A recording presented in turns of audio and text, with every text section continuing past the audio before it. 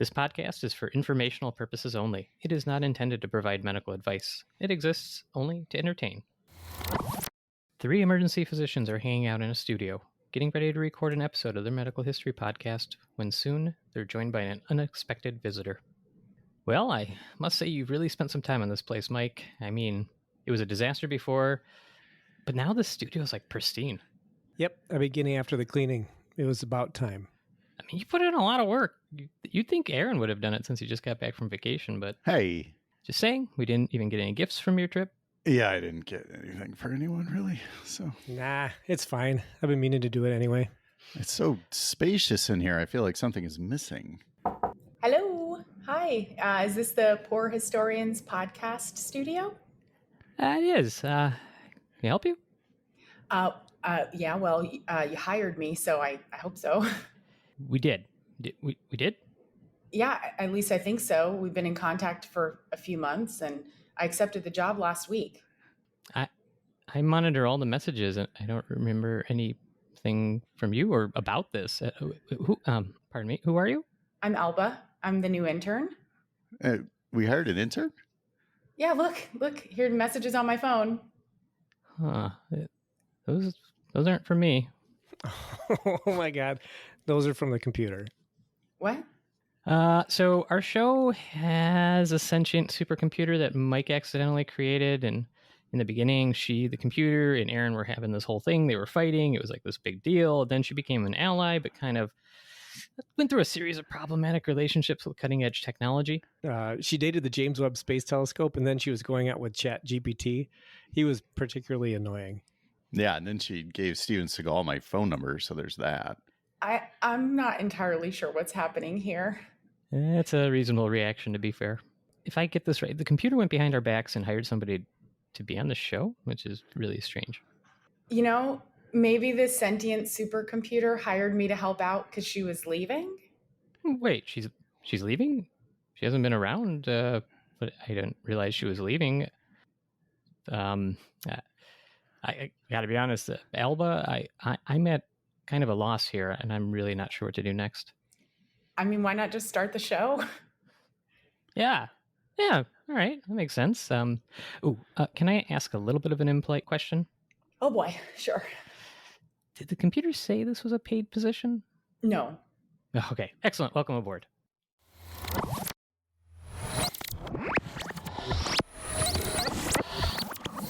At a 1920s lunch counter in a big city, a stenographer stops for lunch. All right, who's next? Hey there, Betty. How's work at that swanky tower of yours? Oh, hi. It's good, but you know, summer's so hot. I couldn't even think of lunch this morning, and it's way too early to dip the bill, if you know what I mean. Oh, and how? Hey, that Broadway joint's bootleg is just a bee's knees if a dame like you would ever consider a drugstore cowboy like me. Oh, Franklin. I know you'd never be a flat tire. Someday we'll grab some giggle water at a gin mill, but right now I'm just hungry. What's good? Well, we got a whole bunch of keyed sandwiches for a live wire like you. Let's see. I got sardolive, you know, the sardines and the olives and the paste up on the top. It's on the up and up, especially if you're still a bit spifficated. We got tiger's eyes, a couple of tomato juice sandwiches over here. Let's see. Do you have any beef jelly sandwiches left? Those are swanky. Ah, sorry. A wet blanket. I'm out of those. I got a couple of tongue sandwiches left for a doll like you, though. Ooh, those hit on all the sixes for sure. That's ducky. Jake, want some Java with that? Well, Franklin. How about this huckleberry pie? It's a real McCoy. A Sheba like you needs dessert, too. Oh, pie with Java is the berries and no mistake. Cash a check, Betty? Oh, Franklin, I'm no pushover. For you, it's always check. Betty, you know I'm goofy for you. All right, get a wiggle on. Don't take any more wooden nickels. You slay me, Franklin.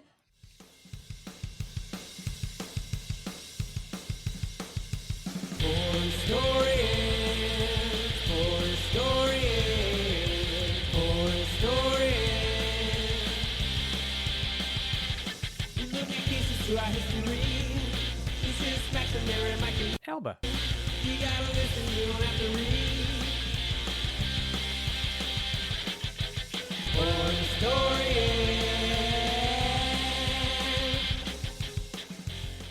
Welcome, everyone. This is Poor Historians, the podcast misadventuring into the archives of medical history and beyond.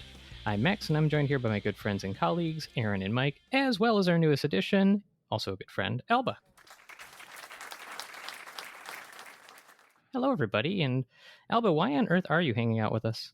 You know, I have a love of the unknown, and I'm fearless. So I want to see where this adventure takes me. It's a better answer than I could have scripted. Great answer. I would have just said, because? Question mark. Do you usually say your punctuation out loud? I do, period. You do, because when we dictate, you become a broken human being. When you're dictating a chart and you learn to say all your punctuation out loud, it's so hard to break it. Definitely done that on a voicemail. Well, I'm pretty sure we're about to have a very interesting topic, but in keeping with our last case study episode, even I don't know what we're going to be talking about. So we will get to Mike's trivia in just a few moments. Before that, however, we're going to take a brief moment to thank our sponsor, Artery Inc. This episode is brought to you with help from our sponsor, Artery Inc. Now, we know that many of our listeners do happen to work in healthcare. Maybe you work in the ICU, maybe in oncology office, maybe even in radiology. Maybe you even work in the emergency department. Well, chances are that Artery Inc. has a shirt or other apparel that will artistically represent your medicine tribe to the rest of the world. Make those in the other departments in the hospital or clinic jealous of your swag. Go over to arteryinc.com, that's INK, and use our promo code LISTEN2PHP to save 10% on orders over $35. This does not include the subscription boxes, however. And hey, even if you don't work in healthcare, they definitely have something you'll find pretty cool over there. Seriously, go check them out and help support our show. We're back, so let's get to it. This is Mike's Trivia Challenge, the part of the show where we take a listener-submitted medical history trivia question and ask Mike if he can answer it. He doesn't know what the question is. He has no preparation, and it seems as if he might make up things on the spot. But He don't. If he does fail to have the correct answer, that listener will be awarded their very own super real medical eponym. They will be immortalized in the canon of medical literature, more or less. That's true. So, Mike, are you prepared? I'm ready. I'm getting nervous again. What? You shouldn't get nervous. I don't know. I'm nervous that you're going to get one of these right someday. And I wasted all this time researching and definitely not coming up with eponyms. So this episode submission comes from Gina, one of our fans, who asked if Mike knows who was the first person to treat athlete's foot. It's easy. It's all over popular culture. You can't go into a shoe store and not see a Dr. Scholl's. Dr. Albert Scholl's was the first person to ever treat athlete's foot. It was in the 1908 Summer Olympics, where there was a runner that forgot one of his shoes, and so he borrowed someone else's shoe, and he happened to have foot fungus. And Dr. Scholl's was just there, and he was just on the sidelines. Yeah, he wasn't even going to the Olympics. The funny thing about that part of history is that he had to go to the grocery store because his milk had spoiled because they didn't pasteurize it. I don't think he knew Louis Pasteur. And so he happened upon this racetrack that the Olympics were happening at. And back in the day, you could just walk up. And yeah, he was talking to this Olympian, and Dr. Scholl's treated the first case of athlete's foot in 1908 at the Summer Olympics. All right, sticking with the final answer there. Dang, Gina.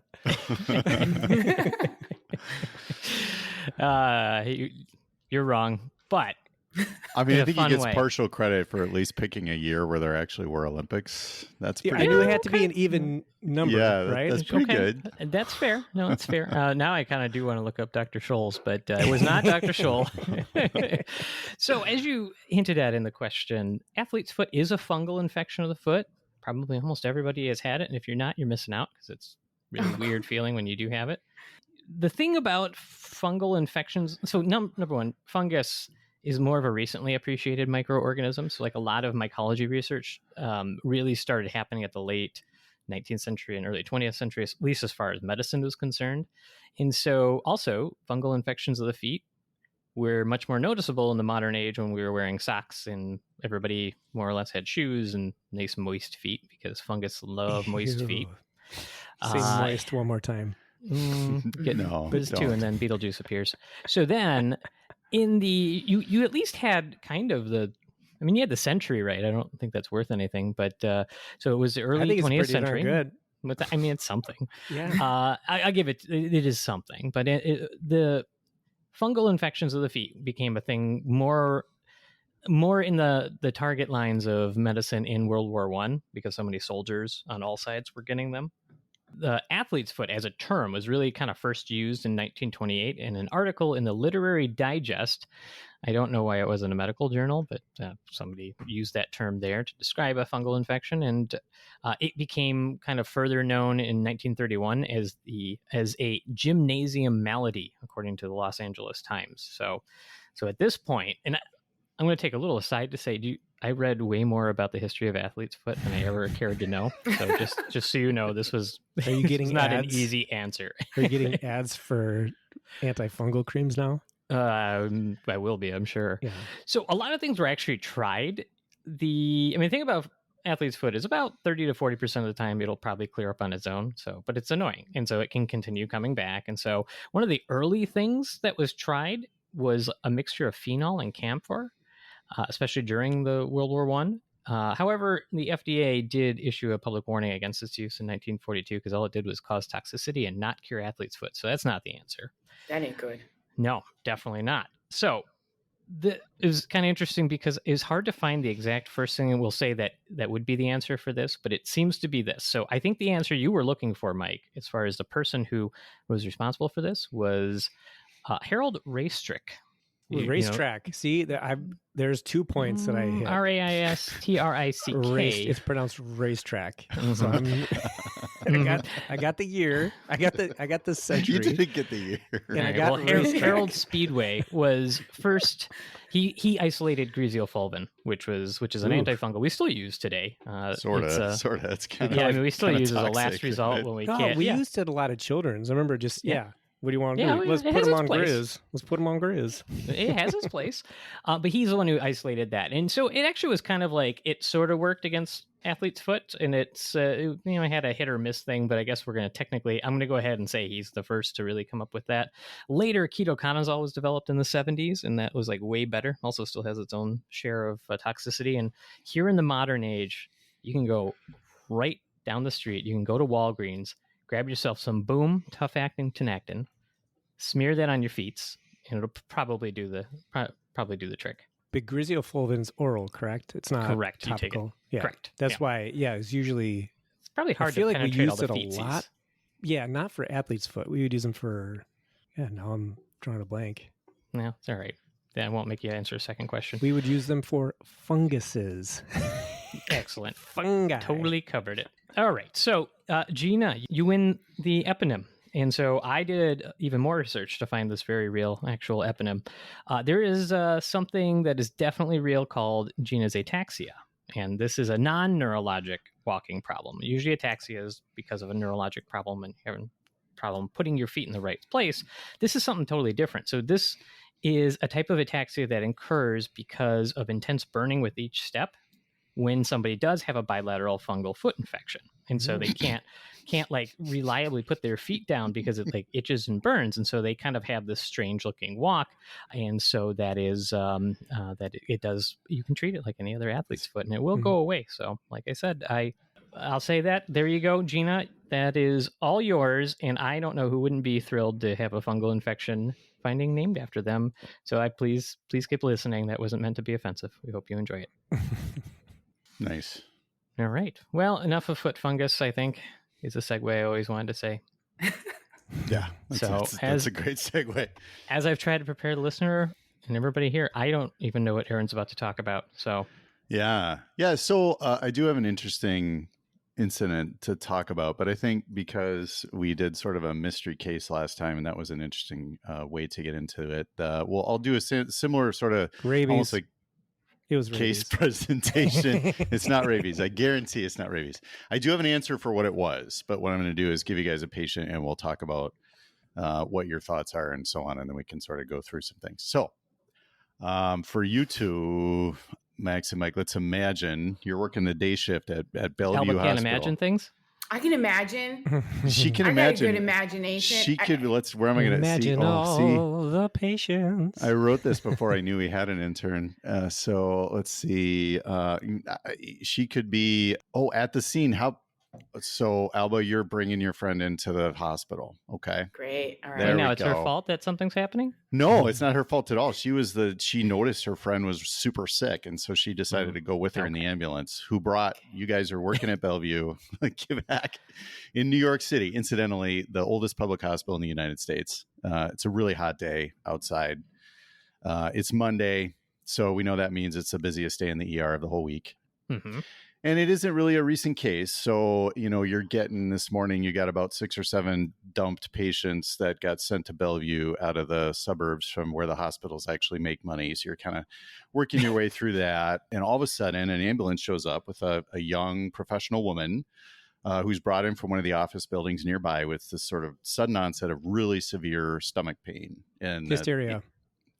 All right, I'll let you finish. wandering uterus. And her friend with her, that could be Alba for sure, says she was fine this morning. And all of a sudden she's got really sick. She's had just terrible pain, but then she also has something called gastric emptying, which is a really great.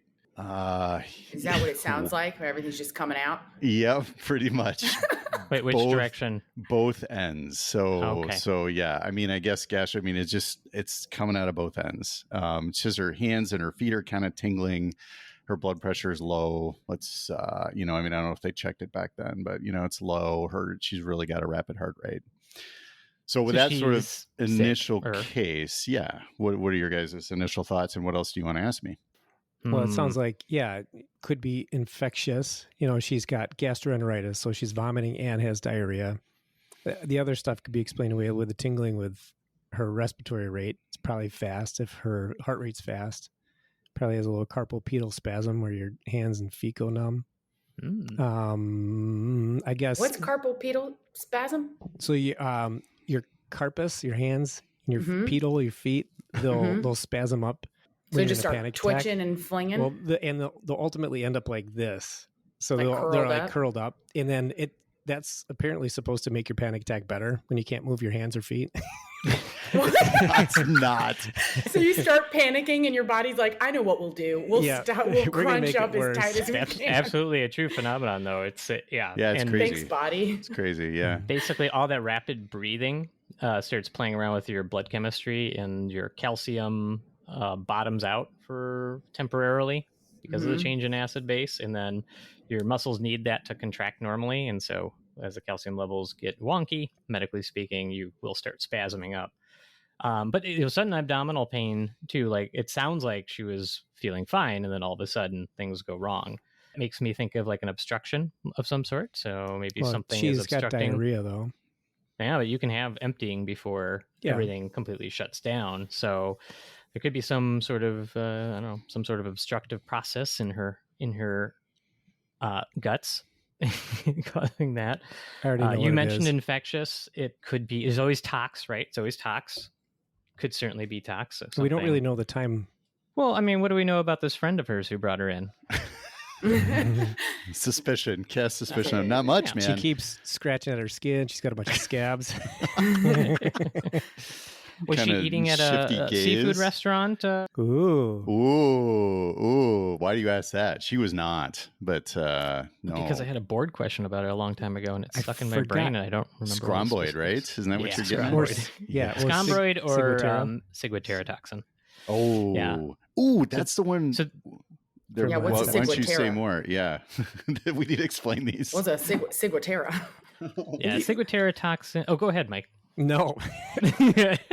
So these are like two tox, kind of food-based tox things. I'm going to definitely forget some of the specifics, but scombroid comes from eating a certain type of fish where I think it's a bacteria produces a histamine-like molecule. I think it's histidine. And then it can cause you to feel flushed and like sick and whatnot. It's definitely not fatal. It just makes you feel really bad. So it's like a fake allergic reaction because histamine is what. Yeah. The other one, ciguatera, also I believe comes from a certain other species of fish. that Yeah, I think so. like ocean-derived fish, and it's like a neurotoxin that gets made. I don't remember why it gets made, but it gets made if you eat the fish and they're not prepared or heated properly, etc. Something to do with storage. Then you will get. I think you also get GI symptoms with it, but you can actually get this very tingly, burny sensation in the hands and feet. And there's definitely that. When isn't it like hot cold reversal or something? Yeah, that's like one of the coolest. I've never seen it, but it's one of my favorite symptoms. Because what does it do again? I remember like, the keywords in the back of my brain, but I don't when always you remember. put something hot on the patient, they think it's cold, and vice versa. So you put something cold on the patient, and they think it's hot. Which so did they do that for this patient? Well, I mean, you're taking care of the patient. If you want to check it, you can. She does not have hot cold reversal. No, she just is like, "What are you doing with that washcloth? I don't feel good." When he's an ice bag, he was a help dive me. reflex. Yeah. Is she sexually active? Do we have a way to check for a pregnancy? Sir, I don't know why you would ask that question. Yeah, no. She has abdominal pain, man. Yeah. She's a female. You got to know. Her friend says she thinks that's very unlikely. Yeah. And she's like, no. It's very unlikely that she's pregnant. Yeah. I don't think so. I don't think so. Yeah. No, I can't tell. Do we push the pregnancy issue or do we just let it go? Well, I mean, so it's a good point, right? So yeah, so stomach pain and such. I mean, you could have a tubal pregnancy or something that would cause a severe amount of pain. And people still get super sick with that. So you got a list, right? She's pretty sick. Anything else you guys want to ask? Has she ever had surgery before? Does she have all her organs? She has not had surgery before. No. And how old was she again? She's like 30s, early 30s, perhaps. Late 20s. But is this like, are we talking like 1900? So early 30s is really like 78 equivalent years? We can narrow it down. It's early 20th century. So like 1918, somewhere in that. When you mentioned a fast pulse too, is it regular or not regular? Ooh, that's a good question. It is regular. Okay. It's regular. And what does she do for work? She's a stenographer.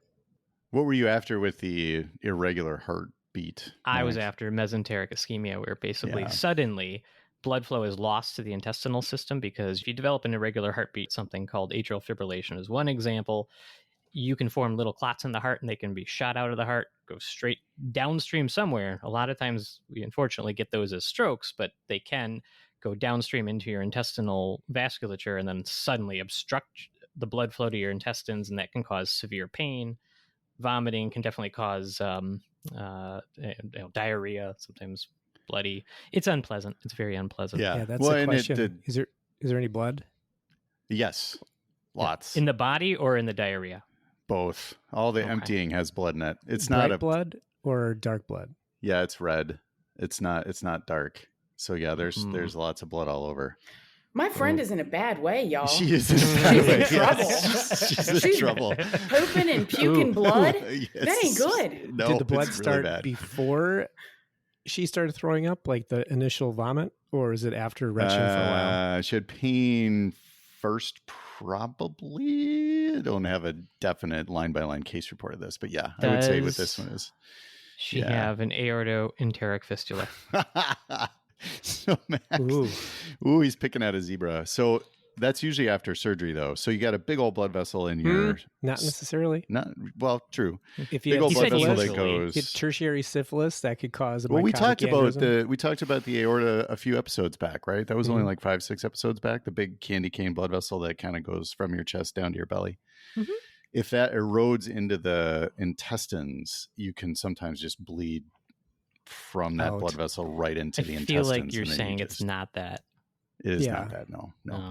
But it's really interesting. You guys went through a list of really bad stuff, and it, even today in general, people that present to the emergency department with abdominal pain, if you include all those people, they just come in, they say have belly pain, versus people that say they have chest pain, which we always think is worse because it's like that includes heart attack and all this stuff. Mortality is actually higher for people that complain of stomach pain when they show up. And that's including all folks, including folks that are older and so on. So there's a lot of bad things that eventually can happen. And what's like the number one complaint you get in the emergency department? Oh gosh, isn't it kind of like a ongoing race between chest pain and abdominal pain that are both about 20-30%? Super fun. Yeah, so great. Just a long string of people. And then one person in the middle that's like, I need to work note. Have we looked at the outside of the body Are there any wounds? There are no. It's like a board Stabbed case. in the- Yeah, It's just like a want to board make sure case. we don't miss Turn the obvious. patient over. There's a giant knife Oh, sticking out of their back. Yeah, that's no, not a She knife. is not. She's not a victim of trauma. No. Mm. Okay. What about like an abdominal exam? Is it hurt any spot press on or rebound? That's a great tenderness question or too. Yeah. So if you have like a bowel obstruction, then your bowel kind of gets almost like a little drum. You can actually tap on your finger and you'll hear the air. She doesn't have that. If you can push on it and let go and it hurts really bad, that's called guarding, or actually that's called rebound tenderness. Or if guarding, it'll get really firm, like they're tensing their muscles, but they're not. She does not have that either. So she has, I would say, pain out of proportion to exam. Oh, Max, you're onto something. Yeah. So yeah, she's So that just severe pain, but the belly exam is relatively soft and not. Then she doesn't appear obviously pregnant. Have we gotten a CAT scan yet? Right. So you call for some help, and it's the 1920s. So a nurse comes over with a towel and wrings out some hot, warm water and dabs her forehead gently. Excellent. Yeah. All right, let's admit. Yeah.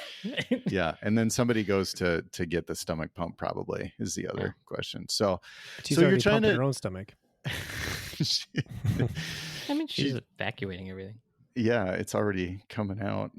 So you're taking care of this patient, and all of a sudden, No, don't do this. No, and all of a sudden, like you're not in charge of the whole ER, because you guys are just lowly house officers. You're not the chief of the building, which they didn't even have emergency medicine at this time. So, but you notice a big commotion. A bunch of people are starting to like run around even more, and apparently there's 3 more ambulances that have shown up in the meantime with people that have a very similar presentation. And somebody says, oh my gosh, there's an office building that's like just down the way. It's only about 8 blocks away. And there's a whole bunch of people that seem to have similar symptoms. Mass hysteria. There's mass hysteria. What other things would you think about if a bunch of people are having this at once? Yeah, there's a new term for that. I know we've said it on the show before.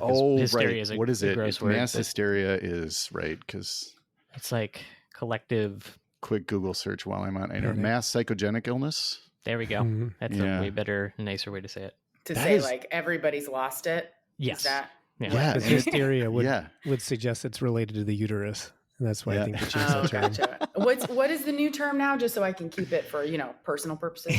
Yeah. Mass psychogenic illness. Oh yeah, psychogenic. So it's that. That's what they have. Although, okay, so that's definitely one thing that would be that. There's, if you look into that, there's some really cool research that shows that there are like mirror neurons that we have that are involved. We notice it more with yawning, where if you see somebody do something, like you do it. And so that's implicated with this mass psychogenic illness. And they have mirror neurons that they've kind of mapped out, smarter people than me, that you actually do have this thing that your brain does where you see something and you tend to want to do it. They say that you could tell if somebody's a psychopath if they don't yawn if you yawn. Just probably don't have enough Next mirror person I neurons. see yawning, I'm going to do a unbreaking stare and furrow my brow at them. If they saw that study, then they'd be like, "You're a psychopath." I wonder if it's the same with sympathetic puking too. Like we're foraging, somebody eats some berries, they start puking. You're like, "Well, I'm gonna puke too." I gotta get rid of this. Yeah, that was obviously bad. But that the fact that we're having multiple people come from the same place does raise a tox question. Certainly could be. Yeah, I mean, you think carbon monoxide would be something, but that wouldn't cause these symptoms. I guess bloody poops. Unless it's really late stage. Everybody has relative mesenteric ischemia. They didn't have good water treatment stuff back then, right? Not water right. I think it thing, definitely maybe? was a much more toxic environment. Yeah, for sure. Yeah. So some sort of outbreak or something like that would potentially be an issue. Be industrial exposure. That's why I'd asked about the profession before. Yeah. No, they're all office workers. I mean, it's like, I forget which kind of office it is because I don't care, but. All right. Well, did we solve it? Do we win? No, you don't. You don't know. So now we've got one, and then each of these other people has the same symptoms. Yeah. What would you guys want to do in response to this in modern times? You're like, oh gosh, now we got 4 people. CBC, CMP. No. Mike's And they're talking sick. about ordering They're labs. really Reading sick. labs. They're really sick. I mean, in the You modern unassign age, yourself and say, "Oh shoot, I had this dental pain. I gotta see quick." Bye. Your friend will take care of you. Yeah, I mean, we're going to be putting in IVs. We're going to be giving fluids. We're going to be taking. Well, everybody's bleeding, so we're going to be taking blood typing and stuff like that in case we have to give blood. Wait, are we doing that then or now? No, he said I'm modern age. now. Yeah, modern. Yeah, so modern age. Yeah, and then we're going to check labs. What's everybody's blood counts? You're going to presume initially that like common things are common, so you're going to think mesenteric ischemia, or bleeding in the stomach. Oh, that's the blood supply issue to the gut. Or you're going to think bleeding from the stomach, so you're probably going to start protonics to decrease the acid in the stomach. You're going to do the blood typing. You're going to ask the alcohol history because maybe they've got esophageal varices. Everybody's got varices at this convention. Yeah, so like dilated vessels near the surface of the stomach that can let loose. So maybe you're starting octreotide. You're going to call your GI medicine that decreases the blood flow to the intestines. Mm-hmm. Causes splanchnic vasoconstriction. Ooh, we went off into the weeds. Splanchnic refers to anything kind of in the digestive system is called the splanchnic. Kind of generally referred to as like splanchnic circulation and stuff. Yeah, you almost have like Alba. That's a fun word. Splanchnic. It is. It's a cool word. There's a lot of good ones. Well, so it's 1918 though. So what they do instead of any of those things is they grab all the stomach pumps they have, and they run down to the building in teams to go pump everybody's stomach. Oh, excellent! Totally not kidding. Like preemptively pump their stomachs because the bad stuff is in the stomach, so you got to get it out, and the patients apparently aren't doing a good enough job. So there were literally a bunch of teams of doctors ran to this building in downtown New York and started trying to find these people to pump their stomachs. And if you look they at had really good sedation protocols. No, zero sedation at all. So the stomach pump, just a brief fun aside, was invented by Alexander Monroe Secundus. And Monroe, there's a famous space in the brain called the foramen of Monroe that we probably all remember from. That was named after this guy named it. So because he inadvertently put one of the tubes in there? No, this was his other thing he did. So, and you look at them, they're kind of fun. You can Google them. They come in a little case. GI and neuro stuff. He does everything. They come in a little like wooden case, and it's like this brass hydraulic hand pump tube with a rubber tube attached to one end of it. And they would just put the tube in the stomach through the mouth or the nose and just kind of pump the stomach out and empty it.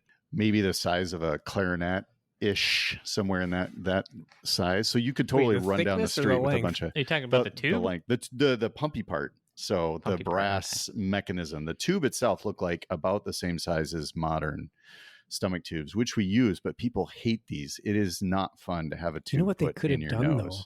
They could have made the function like one of those slide whistles. So it was like, so at least they would enjoy part of it.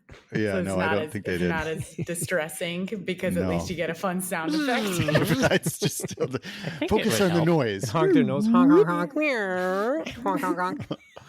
And this Alexander Monroe was the chief of anatomy at the University of Edinburgh, which we've talked about before. So it's kind of a fun callback and to other episodes. And he was the son of Alexander Monroe Primus and the father of Alexander Monroe Tertius, which I think we should return to. I think we should. It's way Wait, which less. one was Primus? Junior? Primus was the grandpa, and then the son did the actual stuff. Where was Monroe Secundus? Nice. He was. They all were. What do you mean where? They were all the same person. They were sequentially the chairs of anatomy at the University of Edinburgh in the 1700s. So they just passed down this job. I think it's so they passed down 100 the name years or so too. Before the Edinburgh 7, roughly, if I remember my dates right. But yeah, so instead of saying junior and the third, they said Secundus and Tertius. Family had been the head of that school, not for like 3 generations in a row. And wow. Yeah, and everyone thought they were really cool. They still get the alumni letters to this day. Yeah. We could use your donation. Yeah. They were still, they were using 1760s technology still in the 1920s. So it's kind of, yeah. Have you guys ever pumped a stomach? I did once. I've seen it done once. So yeah, in the modern age, we almost never, with the exception of extremely rare circumstances, do we pump stomachs. I saw it once back when I was a scribe, so before medical school, probably early 2000s, and even then it was definitely, I could tell, I didn't know anything then, but I could tell this is not something we usually do. Yeah. It did not work. Mine was a massive beta blocker overdose, like 15 minutes just before they came in. We got like 150 pills out. Yeah, that would save That'd be a life. the only indication for it. You just don't do it. Yeah. Can I So- ask You a almost stupid never get that question? story. Yeah. What would be like the preference of doing like pumping a stomach versus inducing vomiting? And I only ask because my dog ate a whole pack of gum and they induced vomiting. Yeah, they right? made him vomit, and I was like, why don't you just go in there and pull it out? with Ipecac You or know? whatnot. You know? Yeah, they still do this for dogs. I don't know why. I don't know why dogs are. They always say make them vomit, and I'm like, we don't do that for humans. Mhm.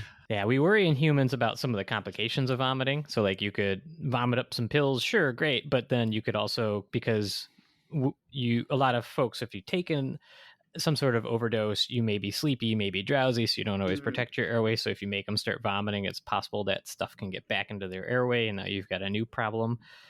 A lot of overdoses we can support with a variety of other medications and just treatments, and so it makes it a lot easier to safer to treat by anticipating they come through, unless you have a circumstance like Mike was saying, a gigantic, very well documented overdose that That is even if we did our life-threatening as best well. efforts could be still life threatening. That's when we tend to put the tube in and try to work all the stuff out, because a lot of times in those tubes they have complications too. They're not. Yeah, they can go in the wrong place. I've seen there's documented cases of tubes going through the nose actually into the brain accidentally. So God. on occasion they'll go up. So you never do Into it the when foramen of somebody's Monroe. injured. If they're, yeah, exactly. He's getting in the wrong place. It'll go through the back lining of the throat on occasion. It'll go into the lungs. So it's not a benign procedure. And it also is very uncomfortable, but legit. So this office building, they said there were people sick on all 12 floors, and on every floor, at least 10 or 15 times, people were having their stomach pumped, and the rest of them were also sick. But So why? I was like, oh my God, could you imagine? Like, you're in this building and people are just all around you, just emptying everything everywhere. And the people that are trying to help you are running around with these like cannon looking brass cylinders and shoving tubes down people's throats to try to, it just sounds so awful. Why did they think of maybe evacuating the building first, or did they did this on the floor? They did not. They just did it there. They did it on scene. So this was like, now we try to go to people. Well, in the US, we still scoop them up and run to the hospital, but try to provide a lot of care on scene. And this was what they decided they needed to do for these people. How many stomach pump enabled ambulances are there in New York City at this time? I don't know. I think I just picturing like these old timey bellows with the firemen, just like a giant tube that's they how run you into treat every room. drowning. You do the bellows in the butt with cigarette smoke. That's fair. Oh, what a picture! I feel like I should know this story. It is not coming to me. Yeah, But, they also said that the constant whine of or constant sound of ambulance sirens going up and down Broadway during this incident made everyone think there was like a giant fire, and everybody in the city was like, oh my God, what's going on? Like, it was just this huge furor, and many people ended up getting sick. I mean, you mentioned, hold on, I'm going to go back to something. You mentioned tingling in the hands. I feel like I left that behind a while ago. Yeah. This is making me go back to Fox stuff. This is like heavy metals. One of you has a good nose, and one of you smells just a little bit of garlic. Does that help you? Yes. Oh, yeah.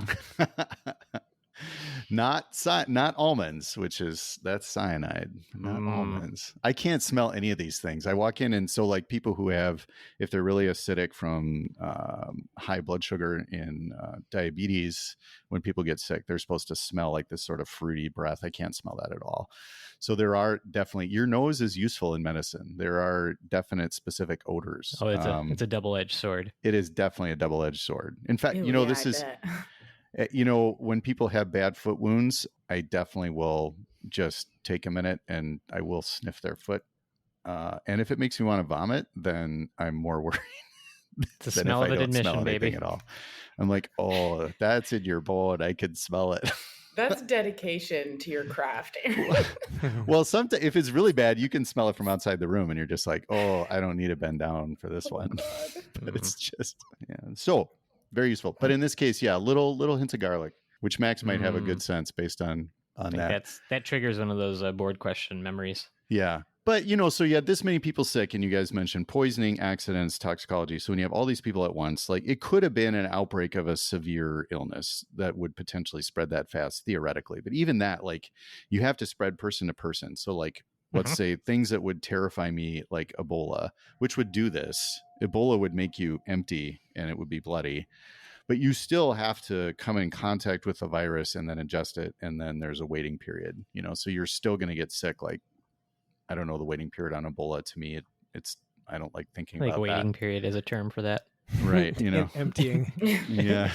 I'm just waiting for my emptying to begin with my Ebola. They wouldn't get sick all at once. So once this started to happen, they're like, oh, something's, they've either been exposed to something, or since it's the 20s, they started comparing notes and like, oh, maybe they ate something that was bad. So did any of the emergency responders get sick when they started doing the stomach pumping stuff? No, they did not. None of them became ill. Going to the building. That's a great question. That is a great question. Yeah. And I'm a detective. Yeah. Super important too, right? Because if you're responding to an emergency, so if it's a tox emergency, there are famous cases of first responders also getting very sick, and certain gases, I want to say chlorine gas will knock somebody out immediately. So if somebody mixed like ammonia and bleach in the shower, right? Isn't that the combination? You have an acid and base. You could go in and try to save that person, and then the paramedic or whatnot could collapse as well. And then you both are in big trouble. And then nerve gas, the sarin attack in Japan, I think in the 90s. I didn't research this, so I'm just going on memory, or at some point. Like people also got very ill, and you have to decontaminate them if there's been this sort of biologic or chemical attack. So yeah, it's a great question. No, none of the responders got ill at all. So yeah, at the end of the day, this incident, there's 6 people, sad to say, Lillian Getz, who was the sort of first presenter here, she actually died later that night, and 6 other people died as well from this sort of massive GI problem. And then about, I think, 25 or 30 additional people were ill as well. And they said, wow, this is not great. And somewhere along the line, they managed to get everybody's like lunch orders, and they noticed that they all lined up. So all the people that got sick eventually, within a day, actually, which I think is pretty impressive. I mean, there are a ton of people, and their detective work was on point. 1918, and not Googling stuff. No, they had to talk to all these people. They narrowed it down to one specific cafe. So they had in the late teens and 20s, they had all these sort of lunch counters and small diners that were very frequently used. And the part of the story about it being hot is Lillian didn't pack a lunch that day because she was too busy and she couldn't think of eating anything. So she just went to a lunch counter, and so did these other people, one that was close to the building. And they figured out that she had a tongue sandwich. Oh, what? So gross. So disgusting. That's not what did it, actually. Coffee. And then she had a slice of huckleberry pie, which was common. And those were homemade at the time because the lunch counters were all like little diners and such. And all the people that got sick. You don't want the non-homemade tongue sandwich. No. It's right. In my head, this is two. That's got to be two fresh. Slices of like Wonder Bread with a tongue slapped in the middle of them. Yeah, that's what I'm seeing too. It's a huge tongue. I'm sure. I really don't know what it looked like. I couldn't find a good image. But yeah, so that they've traced it. Everyone had this huckleberry pie. And they proved that they went back to this restaurant. It's called the Shelbourne Restaurant. And they found arsenic in the pie crust. So there's the heavy metals. There you go. So wait, you gave it away. I was going to say arsenic in the pie crust. Huckleberry I mean, pie. I told you that the was my garlic, diagnosis. and then yeah, perfect. You got it. All right, we need you and avoid another eponym. You're supposed to make people put their nickel down. Oh well, next episode. My nickel is on arsenic. Just so you know. You guys both got it. Good job. Yeah, I know. I suppose I could have made you guess for sure. They found out that there wasn't any arsenic in the basic ingredients, but there was in the crust. So then they said, oh, these are definitely murders. Oh, Okay. I was going to ask, is it one of those things like whoopsie daisy? Didn't know that had arsenic in it. You know? Right. Because you asked, like, was there water purification on point? Like, no, it wasn't. And arsenic was super common. So it often was in pesticides. It was in rodenticides. It's all sorts of things Well, I all over the mean, place. You get You open arsenic a everywhere. early 20th century pantry. You got sugar, you got your flour, you got your arsenic. And 'Cause, gives arsenic everything a little zing. some of it arsenic was is medicine. it's a white powder. And it was so I mean, hopefully it looks a little different than flour, but it totally is, it's a white powder. So they basically, everyone sort of concluded that this was foul play. And, the Shelbourne restaurant was another victim of the whole thing. They totally ended up closing. Nobody ever went there again. I mean, Well, And nobody yeah. could sell huckleberry pie in New York for months after that. I don't know when it eventually came back, but everyone's like, no, I'm not. but it wasn't the eating that. huckleberries, it was the crust, right? Can I Right. ask, Well, what but people aren't that way. what was the diner that opened up immediately after? Because they're Oh. probably the ones that planted the arsenic. Right. Yeah, that's a good point. Yeah, no, the way this is an unsolved mystery is this: they figured out it was arsenic, but they never caught this person. They didn't know who the baker was Well, that would have messed it up. like the bakers, I guess, had an alibi or something. They knew who the bakers were, and they We didn't weren't get baking sick those either. pies. But they couldn't. I don't know if they couldn't prove it. I don't know. It just, yeah. So arsenic's been on the pod before, though. So white arsenic, metallic powder. It's been used as a poison for ages because it does dissolve in water and in food, and it's very toxic at low doses. So we had that famous, Aqua Tofana episode. I think it's like our 4th or 5th episode. They used Wait, arsenic. it's a famous episode? I like that. Yeah, Yeah, it's totally definitely famous. famous. Yeah, listened to hundreds of times. It's it gets absorbed. 90% of the arsenic gets absorbed when you eat or drink it. So it's what we call it bioavailable. So your body it'll take it up, almost all of it, and then at peak concentration in an hour. So it gets into your body really quickly. And then it attaches to a bunch of enzymes and just blocks them. So all your cells suffocate, and then those cells die. And that's where the gastric emptying comes. Your gut bleeds, and then all the consequences of that, you go into shock and so on. It does go to the liver too. And so it's not a great poison. No, I don't imagine they had much treatment in the time. I'm trying to think. No, which 'Cause even is this one of those now- like a chelator you would do?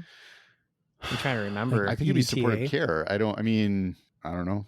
I didn't look up the I'll look it treatment. up while you're. Yeah, you while should, you're- go since ahead. it's a heavy metal, you should be able to chelate it. Yeah, but if what you you do have to is get you a call chelator your on board. local friendly Do you want to say poison what a control chelator center. is there, Mike? Yeah, what's a chelator? Oh, yeah. So it's a thing. Go ahead, Mike. Attaches onto a thing. British anti-Lewisite is a chelation agent. Oh, so there you go. There you go, Alba. That It explains it. There you go. it Yeah, now I attaches know. to. I think we use that for lead, right? So lead's a heavy metal. So it attaches Yeah. to the heavy metal, and then it can be removed from the body. Yeah. So it's Yeah. something that will like grab onto the heavy metal, and then even though you Yeah. can't flush the heavy metal, you can flush the thing that holds the heavy metal. Yep, it's like a Alba combo. just explained it better than Mike. It was Yeah. great. Yeah. No. Yeah, it's like chemically, it's a structure Damn. that in the middle of this chemical structure, there is space and or attraction for a heavy metal type fragment. And I think certain chelators are better at chelating certain things. So if you just picture like a ring of molecules, and then in the middle is this big arsenic molecule, because it attaches into this ring, but it's not really a new chemical reaction. It actually physically kind of grabs the heavy metal molecule, and then it gets transported hopefully to the kidneys or away from the body, out into the excrement. And so Have we determined that we can chelate arsenic? I have not I don't know. I determined. think it's so fast. It'd be really tough because you can't. I mean, within an hour, Is it dialyzable? it's peak concentration within an hour. It probably would be. What's dialyzable? Sounds like making it bigger. Oh, no, That's it my- can that's do, my guess. do dialysis to remove it. Yeah. So Yes. Well, what's dialysis. dialysis yeah, then? Yeah. Oh my what's God. dialysis? Oh, that's when you like What? flushing What the is what? kidneys. Yeah, essentially. Dialysis is like Yeah. flushing the kidneys. Okay. Basically doing the work of the kidneys because the kidneys can't do the work. Or Oh, right. you've right. got something in the bloodstream that you want to remove that your kidneys would normally remove that dialysis can then remove for you, like certain ingestions, certain what you're- toxins. Yeah, what you're really doing is you're actually removing all the blood from the body through a big tube to running it through a machine that has a filter, and the filter takes out the bad stuff, and then you return it to the body back again. You Which just is basically take it kinda out. crazy. It's like a drip coffee. It goes over a Chemex filter. And Yeah. then it just collects right back in the body. More or That's how less. they do it. It was Can you pretty cool. explain coffee, Max? What's coffee? Yeah, what's coffee? Yeah, one of the other interesting side effects is that because arsenic is so toxic to so many cells, it happens to affect the peripheral nerve fibers. Those are like the nerves that go out to your arms and legs, and the sensory fibers specifically, they are affected by arsenic poisoning. So that's kind of what gives people the weird numbness, tingling in the hands, and that's why this ends up in a lot of board questions, because it's just one of those things that happens to come with this type of toxic ingestion. The other consequence of this, I mean, you're emptying everything, so you get your electrolytes get all completely jacked up. So you lose a bunch of potassium, you lose magnesium, all these things. I mean, they're just and that will cause heart trouble. And then it'll cause your heart to have electrical problems. So you'll get, your heart will just go into a rhythm that doesn't pump blood because the electrolytes are so low. That'll happen sometimes with arsenic poisoning as well. But it's just, yeah, it's terrible. It's all still in the body, though. So like the arsenic itself is very findable. And this happens to have been quickly proven to be arsenic poisoning, partially because of the back part of this story and where I got the story, which deserves a shout out. So around this time, there wasn't really good forensic medicine in New York. It was just in these few years starting to become modernized. So a lot of poisoners, like this one got away. That was sort of common, right? That there were tons of poisons everywhere. They were easy to get, and it happened all the time that people would poison each other. And that whole story, and this story as well, is from a book called which we'll link in the show notes, The Poisoner's Handbook. Mm-hmm. Ooh. Is it medical advice or not medical advice? It's not. It's yeah. The Poisoner's Handbook, Murder and the Birth of Forensic Medicine in Jazz Age New York. The author's Deborah Bloom. And it's an older book. It's like 2011. So maybe not somebody we could do on a book tour, but it's a cool book if people are interested in what was going on with this. Up until about 1917, like there was no medical examiner that was trained. They were done by coroners, but coroners didn't have to be trained at all. There was no requirement for medical training. So it's elected, right? It's in the early position. 1905, 1910s, well, the Tammany Hall, which was like the local corrupt political office in New York, would just kind of like give these posts out. So there'd be politicians and a whole bunch of other odd jobs were coroners. And the reason they would do it is because they worked on commission. So they get paid if they would just do an exam and list the cause of death. And then it was just rife, or people would just say, hey, can you say this is why they died, when it's obvious they didn't. So, and it was just really dysfunctional. The prosecutors wouldn't use medical examiners. They wouldn't even use coroners because everybody sort of like contradicted each other, and they were notoriously unreliable, to the point that the state government in 1917 passed a law that they had to be qualified. And right around this time, I think this was 1918 or 1919, it was the early days of a man called Charles Norris, Dr. Charles Norris. No way. Yeah. Chuck Norris? Yeah, Chuck Norris was the first medical examiner of New York City who was actually qualified. And he was doing it because he was the head of the lab at Bellevue. But the reason he wanted to take on this job, which was low paying and needed a lot of help, was because of this sort of, well, they say it was because of this sense of public service that still existed among super rich folks in the Gilded Age. So he was actually born very wealthy in Pennsylvania or Pittsburgh or something, and he could afford to kind of like take a job that wasn't well paying and use his own money on chemistry sets. And he and another guy, Alexander Gettler, kind of came up with a lot of the tests to identify, arsenic and so on. So they had like 15 different tests to figure out how much arsenic there was and when and so on. So that's why the case was first off figured out relatively quickly, and also why it's still sort of well recorded is because they took these folks and figured out that there was a ton of arsenic still in their body when they had died. But yeah, I mean, he did not have an early start. It's the coolest attempt to try to block somebody's appointment. So he wasn't beholden to the politicians or the mayor. So they didn't want him to have the job. So what the New York City mayor actually did is these people took the exam to be the medical examiner. And in so doing, they had to perform an autopsy and get like independently reviewed. And then the city turned around and tried to arraign the three people that applied to be the medical examiner for breaking the law, because there was a law at the time that said you had to give cadavers to the medical schools. So they said you actually broke the law by taking the exam to be the medical examiner. Oh my. So they tried to like throw him in jail. Are you saying that like these 3 people were just like kind of random people off the street that were like, I could totally do this autopsy? They made him No, cut up they a dead were- body and then They were local. They were saying you have to be qualified. So these were all physicians or It's chemists. Like, so this was the first attempt to modernize it. And I see. the Tammany Hall politicians were trying to block that because they wanted to keep their old way of just using it as a favor that you could And get they're- bribes out of. and they're maybe knocking Essentially. people off and then Yeah, right. the Exactly. That's the other part. coroner's You're like, covering oh, this person died. Oh, it's definitely suicide. You know. So, But Chuck Norris was really Tox Batman. When you think about Yes. it, like ultra wealthy Yeah. person that decides to go and fight crime yeah, on his own yeah. dime. Yeah, pretty much. I mean, he still got paid, but he had to buy a lot of the. Batman? Oh. Yeah, he bought a lot of the chemistry sets, and he found this. Sounds like he made them. Like he had to come up with. Well, that's the yeah, he other did. impressive Well, part. so Alexander Gettler, he knew this Alexander Gettler, actually doctor, but he was a chemist doctor, not a medical doctor. So he's a PhD.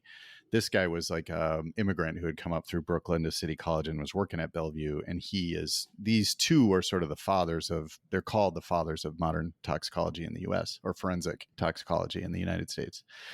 And he did come up, he would just, do the basic chemistry to find all these things in these people, and then they would try to modernize the trial process and such. So it's kind of this is one story from this era of time where they were trying to bring their sort of processes into the 20th century. Yeah. So yeah, That sounds like a good thing it's to kind do. of a cool story. Yeah. And by the way, I did look it up. You do chelate. Dimercaprol oh, dang it. is the I should know this. is It's on my board. the treatment. So you do chelate arsenic. All you ER people that were listening, don't make fun of me for I not just- remembering that. Oh, absolutely. Send us your emails if you're a tox nerd in the audience, and I definitely know there are some. Go ahead and you were probably screaming. Yeah, you probably were. You were probably screaming 20 Yeah. minutes ago. Right now. but- You're like, Aaron's "God damn email it." is I'm an embarrassment to emergency medicine at gmail.com. I remembered the hot cold reversal. Leave me He alone. did. I don't know if he got the condition right, though. We'll have to look that up, too. I think that is Sigatary. Yeah. No, I don't know. I have an outstanding question, I guess, about the bleeding with the vomiting and the arsenic and all that. Like, is it like why does your stomach decide to start bleeding with all? Is it a purposeful reaction to start bleeding, or is it like, well, we've just been puking and pooping so much that now we're bleeding too? Basically, the cells inside the intestines are dying, in the stomach are dying because the arsenic is inhibiting their ability literally to like generate energy. And so they just start the lining of the stomach and the intestines just starts falling apart basically. And then all of a sudden blood vessels are then exposed. So they will start leaking and breaking apart. And then even the cells of the blood vessels that like line them are breaking down and falling apart. And so it is, I think the best word for this is sloughing, right? So Yeah, sloughing that's of what I the would say. internal lining of the stomach and intestines. Splanknick sloughing. Yes. Just Blank explain. Nick sloughing. Oh, I got new vocabulary words, y'all. Yeah. Thanks. Yeah. So yeah, that's why the bleeding's happening. Basically, those cells are all dying. It's exposing the blood vessels. The lining of those blood vessels is dying too. It's all just leaking out because most of the time, all this stuff is a nice protective layer, so you don't like start bleeding all into your stomach and stuff. And yeah, that's why it's gnarly. It's nasty. Yeah, it does not sound fun. Sounds pretty No. terrible. Poor Lillian. Plus Oh, her my last poor meal friend. was a tongue sandwich. Yeah. But it wasn't the bad. sandwich. No, it was. It was the pie. Surprisingly, yeah, It it was wasn't. pie. Well, fair Huckleberry enough. sounds tasty too. It does. I would definitely have gotten I sick. don't know that I've ever man. had a huckleberry pie. I'm not a This- big pie person. I don't even know what a huckleberry is. Well, it's a berry. Let's Mhm. see, huckleberry. Yeah, I actually don't know either. It just sounds good. Small round berries resembling blueberries. Oh, They're okay. not the same as blueberries, but they're kind of similar, it says. Can we talk about the number of things that medicine ruins by comparing it to food? Mm. Yeah, There's arsenic so many poisoning could give things. you huckleberry stools. Oh yeah, why don't you go back? Yes. Let's wrap up one last little end before we get there. Why did you say the garlic thing?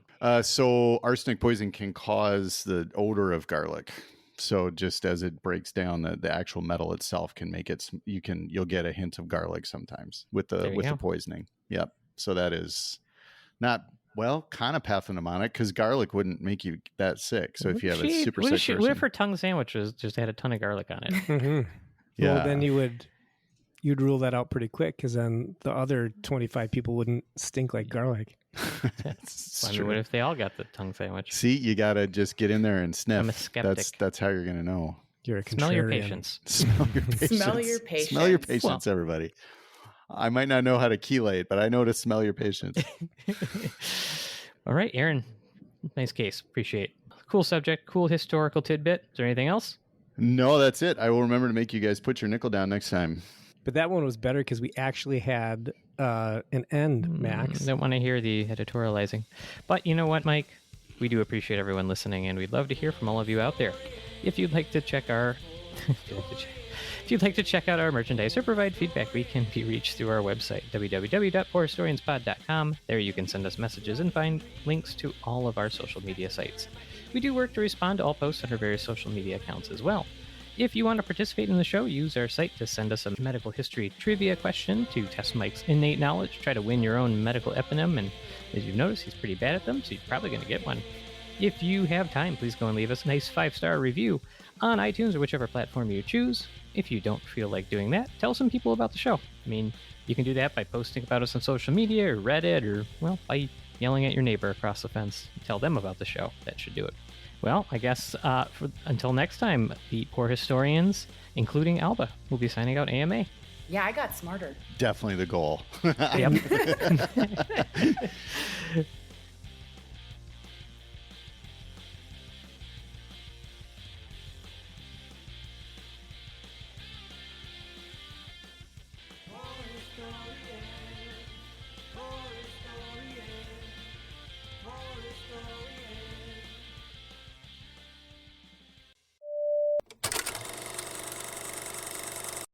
Excellent. See, Ella was good at room noise. I see Mike's hand moving. He has to like Did you grab his hear my mus- hand moving though?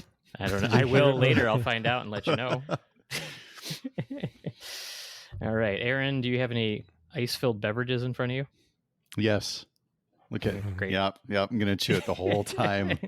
The whole time. That's still my favorite. Okay. Episode 64. Sorry. Oh, do you want to do this other skit? I will say we already hit an hour. Yeah, we don't have to. The one thing just as it is written for, it's only 2 people, and Okay. So Alba, there's one part's a Betty. So I'll be who's Betty, one of the- and then Alba. that might be better. Well, yeah, you could switch you it. can't typecast Alba just because Alba. Also, I do want to say there's some flirting in here, which I didn't think through entirely. I don't want to. It's weird. Anyway, I don't want to make things weird, which I just did. But I'm like, oh, geez, I kind of wrote this at 1 in the morning. Acting is like the same as real life. So Well, yeah, but if it happens on stage, it happened for real. I mean, in New York accent, coffee. Yeah, How you that's fair. doing? Hey, you came into my lunch counter? Which one am I? Am I Betty or the Can waiter? you just do the whole skit by yourself with 2 different voices? Yeah. Hey, I don't. Why can I not? It's because I've been in Chicago so long. Well, I I'm like like, your other voice. The I other have one you the did. Chicago accent down. you could. Yeah, I mean, you could probably do that's what they Chicago say. too. Did, It just says lunch counter in the big city. So. All right. You got to What start are you with doing? narrative. Just start I'll with be the waiter. I'm walking here. I'm Maybe walking Mike should do it. in. Oh, Hey yeah, there, that's the I'll just that's do the it. accent. Fine. All right. Walking. Okay, I'm Betty. Is that right? Is that Yes. right? I'm Betty? Okay, I got it. I'll do Okay, I'm the not gonna be able to do narration. this. Skit. We'll see if this gets through.